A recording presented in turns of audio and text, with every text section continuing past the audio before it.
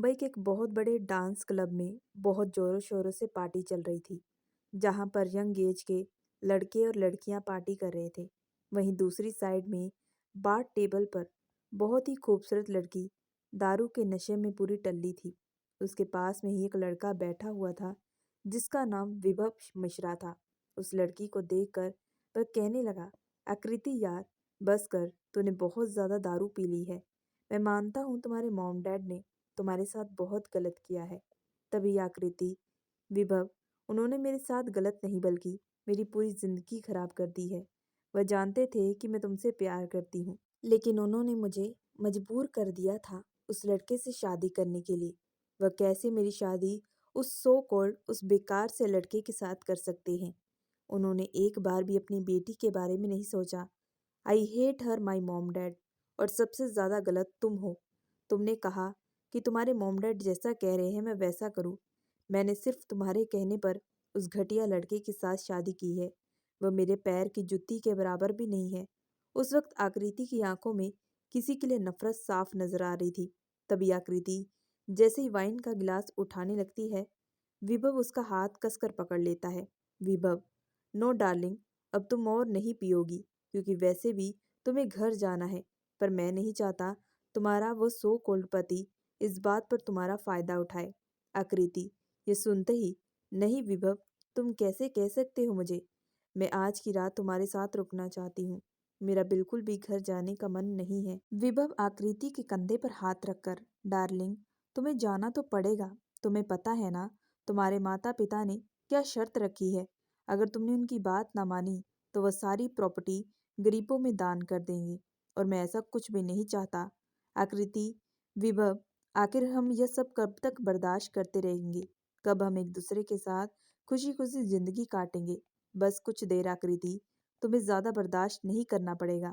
आकृति और विभव बात कर ही रहे थे कि तभी आकृति के फोन पर किसी का नंबर फ्लैश होता है, जिसे देखते ही आकृति के हाव भाव बदल जाते हैं। तभी आकृति गुस्से में, ये मुझे क्यों फोन कर रहा है। एक दिन में ये मुझे अपनी पत्नी समझ बैठा है क्या।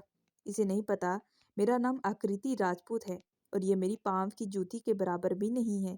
तभी आकृति ने गुस्से से अपना फोन स्विच ऑफ कर दिया। आकृति, ओके विभव, अब मैं घर जाने वाली हूँ। स्वीट हार्ट, तुम अपना ध्यान रखना। तभी विभव, आकृति, तुम्हें मैं घर तक छोड़ दूंगा। नहीं my sweet heart, mom dad ने अगर मुझे तुम्हारे साथ देख लिया ना तो हमारे सारे प्लान पर पानी पड़ जाएगा और फिर हम कुछ भी नहीं कर पाएंगे। तभी विभव आगे बढ़कर आकृति के गाल पर किस करने वाला होता है कि तभी आकृति, अभी मूड नहीं है विभव, यह कहकर आकृति उससे दूर हो जाती है और डांस बार से बाहर निकल जाती है। दूसरी तरफ विभव, कब तक आकृति मुझसे भागती रहोगी, मुझसे दूर भागती रहोगी। एक ना एक दिन तो तुम्हें मैं हासिल करके ही रहूंगा। और जो तुम्हारा घमंड है, एक ना एक दिन मैं चकनाचूर करके ही रहूंगा। उसके आधे घंटे बाद आकृति अपने घर पर पहुंच चुकी थी। जैसे वे घर के अंदर एंटर हुई, उसके पापा किशोर राजपूत, जो कि बिजनेस इंडस्ट्री के जाने माने बिजनेसमैन थे, अपनी पत्नी मेघा राजपूत के साथ सोफे पर बैठे आपस में बात कर रहे थे। आकृति को जैसे ही उन्होंने देखा तो वह गुस्से से चिल्लाने लगे कि जहां पर हो वहीं पर ठहर जाओ आकृति। ये सुनते ही आकृति की आंखें बेहद सर्द हो चुकी थी। आकृति कुछ कहने वाली थी कि तभी किशोर राजपूत कहने लगे, आज तुम्हारी शादी का दूसरा दिन था, लेकिन तुम तो अपना ससुराल और पति छोड़कर अपनी लाइफ एंजॉय कर रही हो। क्या तुमने एक बार भी राघव के बारे में सोचा है कि उसे कैसा फील होता होगा। हमने तुम्हारी शादी यह सोचकर करवाई थी कि तुम अपने गलत दोस्तों का साथ छोड़ दोगी और खुशी खुशी अपने पति के साथ अपनी जिंदगी बिताओगी। लेकिन तुम तो शादी के दूसरे दिन, इसके आगे वे कुछ बोलने वाले थे कि तभी आकृति गुस्से से कहने लगी, आप लोगों ने ही मेरी शादी जबरदस्ती उस इंसान से करवाई है जिसे मैं करना भी नहीं चाहती थी। मैंने विभव के बारे में आपको पहले बताया था, लेकिन आपने तो उसे रिजेक्ट कर दिया। ये सुनते ही किशोर राजपूत, हाँ, हमने उसे रिजेक्ट किया, वह हमें सही नहीं लगा। तुम्हारे लिए और हम अपने बच्चे के लिए बेहतर ही सोचते हैं।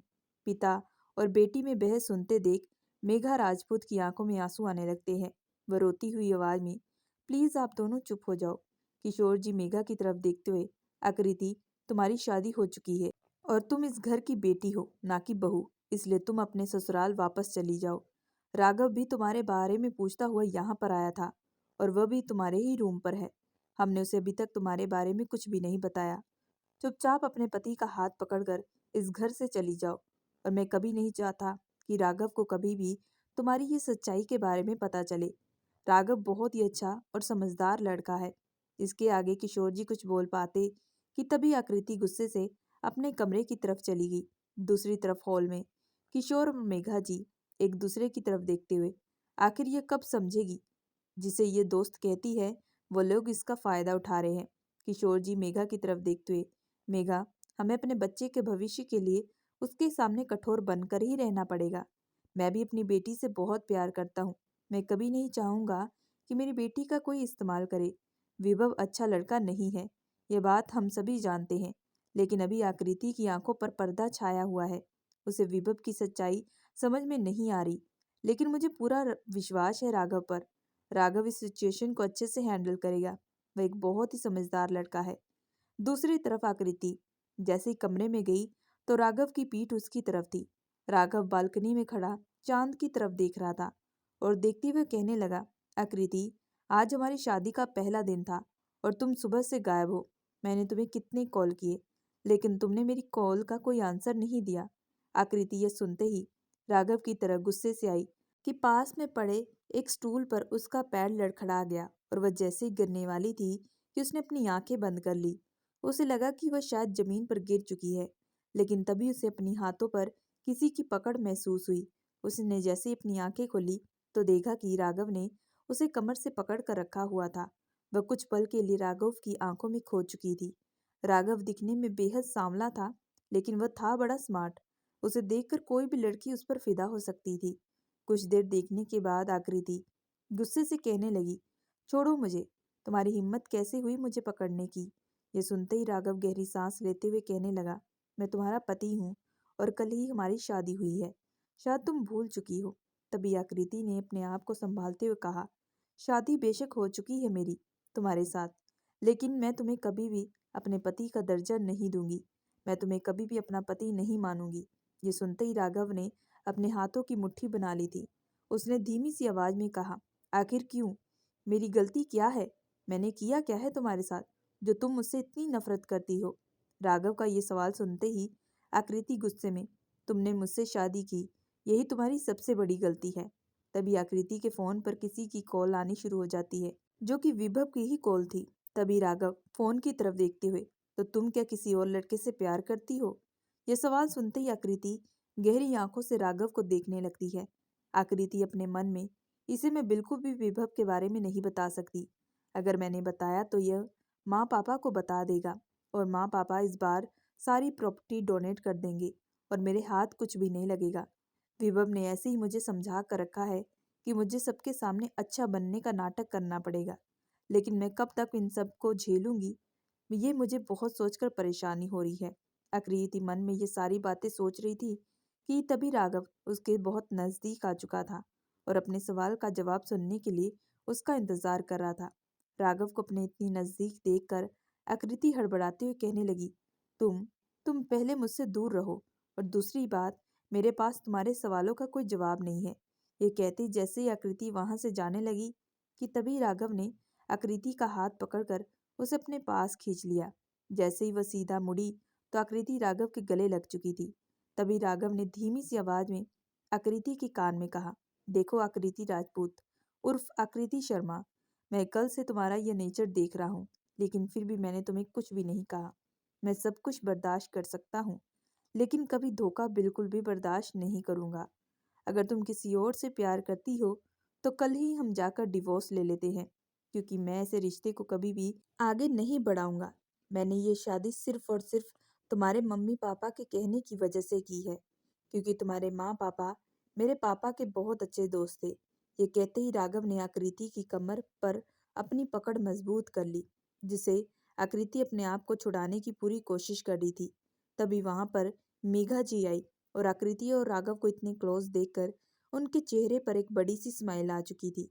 उन्हें लगा कि शायद दोनों एक हो चुके हैं, लेकिन उन दोनों के नजदीक होने का कारण कुछ और ही था, जो कि मेघा जी बिल्कुल भी नहीं जानती थी। तभी मेघा जी गला साफ करते हुए कहने लगी, राघव बेटा, ये सुनते ही राघव और आकृति तुरंत एक दूसरे से दूर हुए।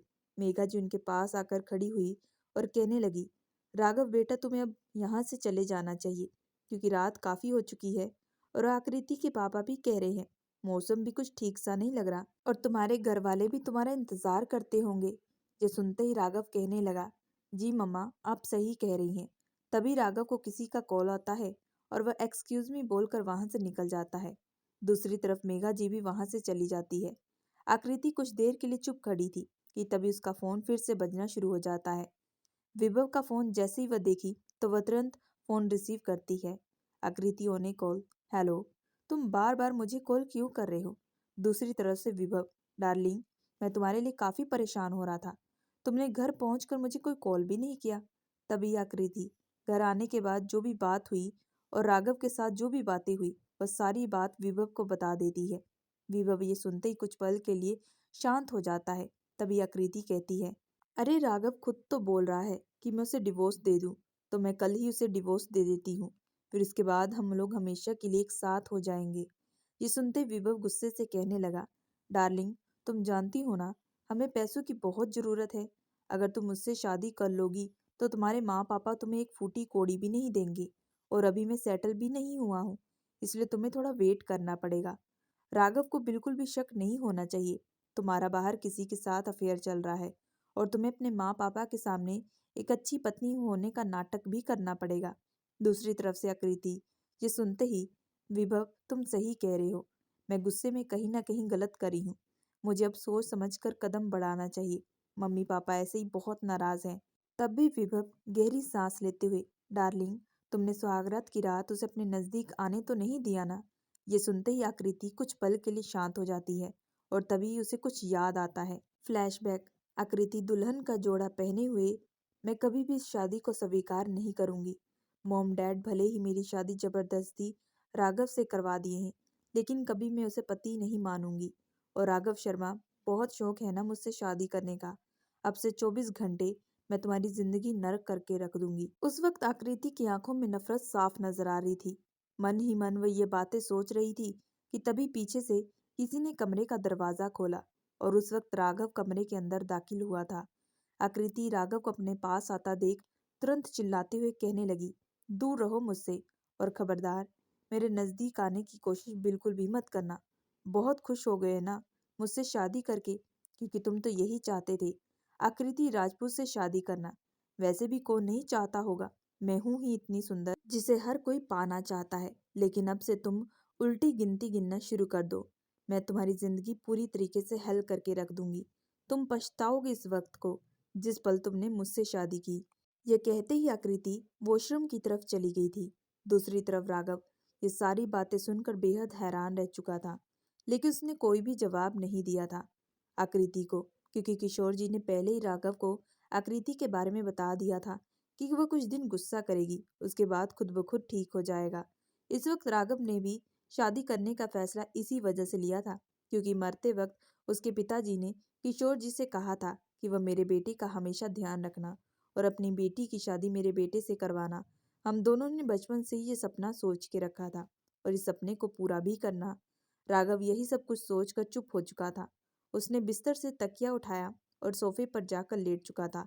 ठीक आधे घंटे बाद आकृति कमरे में आई और उसने देखा कि राघव बिस्तर पर नहीं लेटा था। इसी वजह से वह तुरंत लाइट बंद करके गहरी नींद सो चुकी थी और सुबह राघव के उठने से पहले ही घर से बाहर जा चुकी थी और सारा दिन उसने किसी का कॉल भी रिसीव नहीं किया था। फ्लैशबैक एंड, आकृति एक गहरी सांस लेते हुए, विभव तुम ये क्या बोल रहे हो? तुम जानते हो मैं तुम्हारे अलावा किसी को भी अपने नजदीक नहीं आने देती, मैं तुमसे सच्चे दिल से प्यार करती हूँ। यह बात सुनते ही विभव, इसी वजह से डार्लिंग मैं तुम्हें कह रहा हूँ, मैं जैसा बोल रहा हूँ वैसे ही करो। बस उस राघव के तुम ज्यादा नजदीक मत जाना, बस उसे लगना चाहिए कि तुम दिल से इस रिश्ते को अपना रही हो। बस ये नाटक तुम्हें तब तक करना पड़ेगा जब तक तुम्हारे माता पिता लॉकर में जितने भी जेवरात हैं वह तुम्हें ना दे दे और सारी प्रॉपर्टी तुम्हारे नाम ना कर दे। सिर्फ तब तक के लिए डार्लिंग, उसके बाद तो हमेशा हम साथ रहेंगे।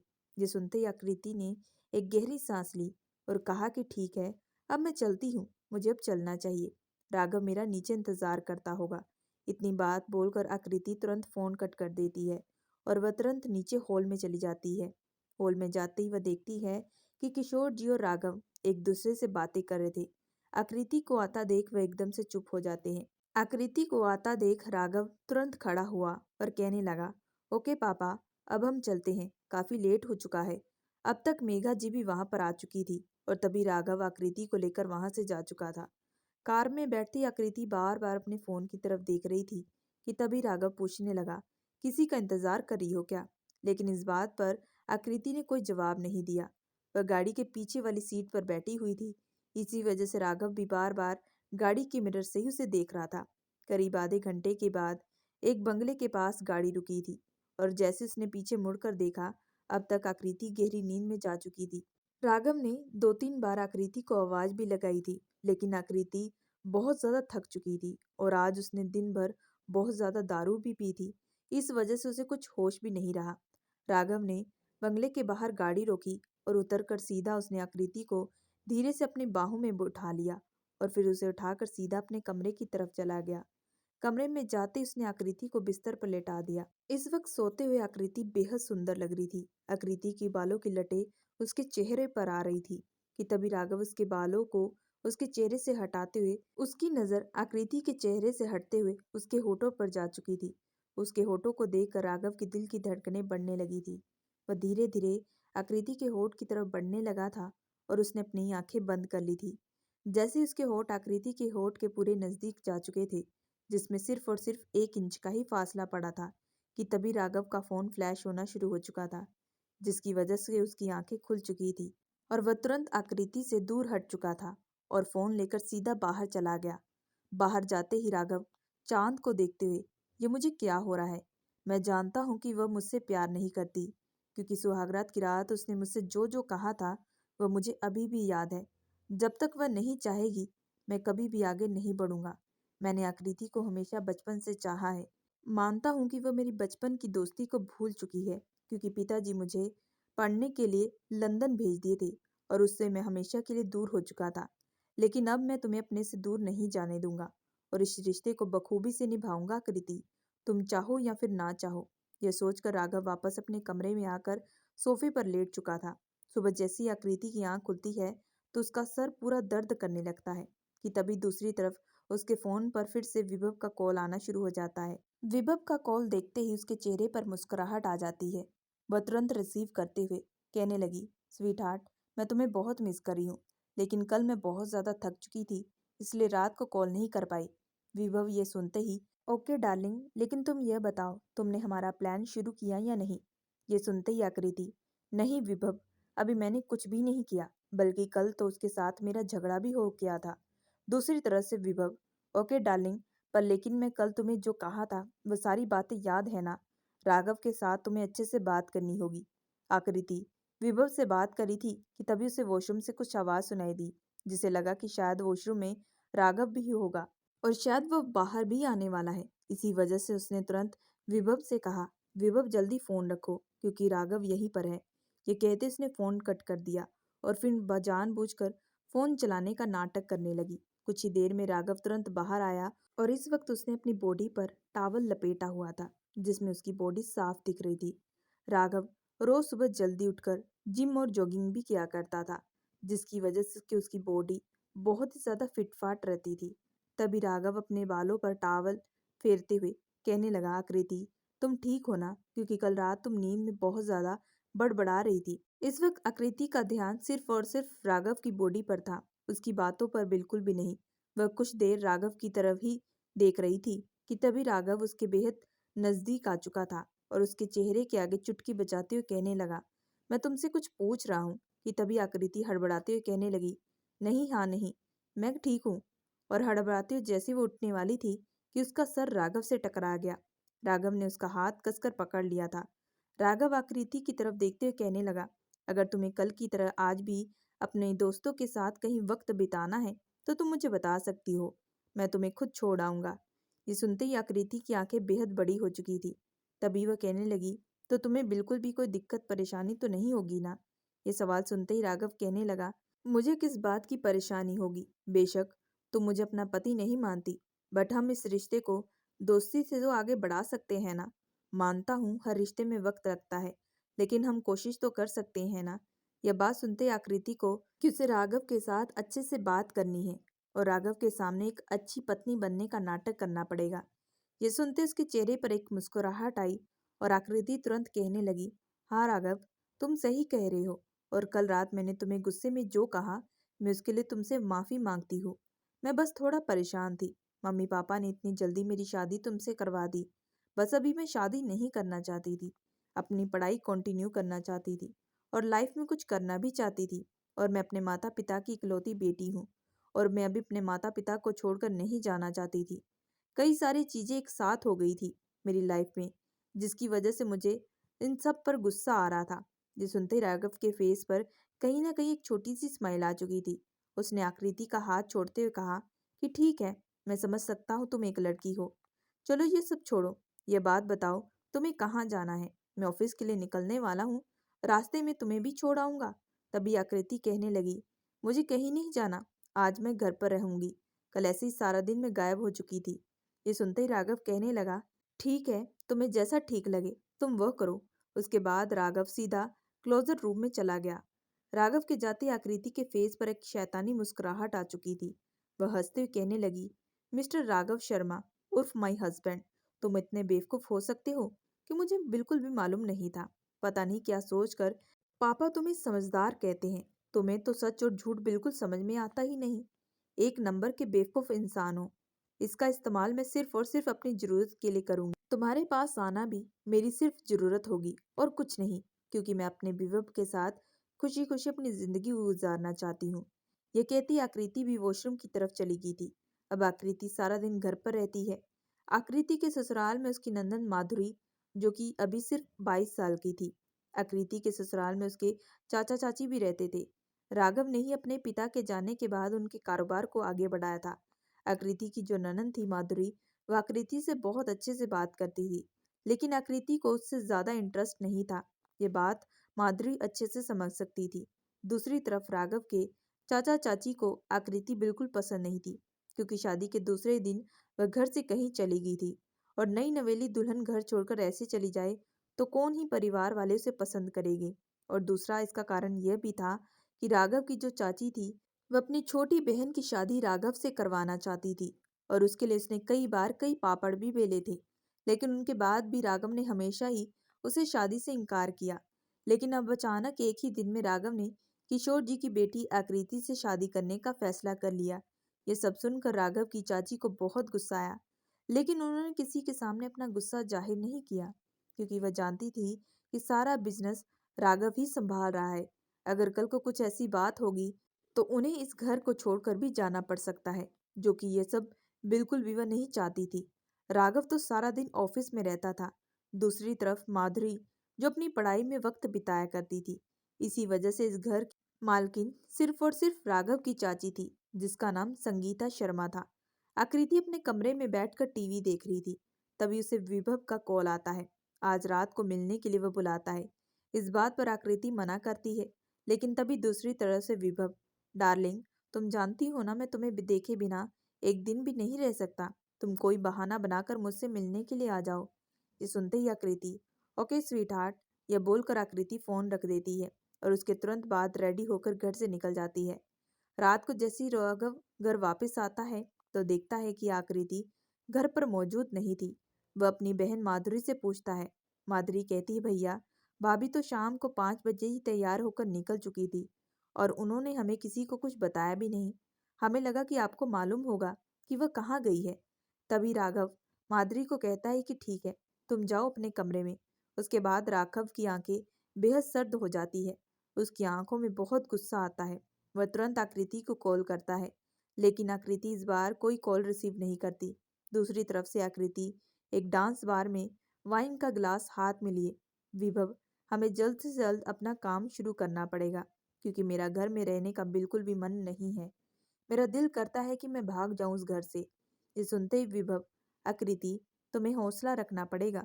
कुछ दिनों से अपने प्यार में उसे फंसाओ और उसके बाद जैसा जैसा तुम्हें कहता जाऊं तुम्हें वैसा करना पड़ेगा। और उसके बाद जल्दी हम इस शहर को छोड़कर कहीं दूर चले जाएंगे, जहां पर सिर्फ मैं और तुम रहेंगे, कोई तीसरा नहीं। ये सुनते ही आकृति विभव के गले लग गई और कहने लगी, आई विश कि जल्दी सब कुछ हो जाए। तभी आकृति का फोन बजना शुरू हो जाता है। आकृति फोन की तरफ देखती है, चलो अब मैं चलती हूँ क्योंकि टाइम बहुत हो चुका है। अगर मैं रोज ऐसे मिलती रहूंगी तो राघव को भी शक हो जाएगा और हमारा प्लान शुरू होने से पहले ही खत्म हो जाएगा, क्योंकि मैं जल्द से जल्द सब कुछ खत्म करके तुम्हारे साथ अपनी जिंदगी की शुरुआत करना चाहती हूँ। तभी विभव आकृति के माथे पर किस करते हुए, ओके माय डार्लिंग, ध्यान से जाना। दूसरी तरफ से जैसी आकृति घर पर पहुंचती है तो राघव चेयर पर बैठा अपने फोन पर कुछ कर रहा था। आकृति को देखकर वह कहने लगा, कॉल किए थे मैंने, वह भी एक नहीं कम से कम 20 से 30 कॉल कर दिए थे।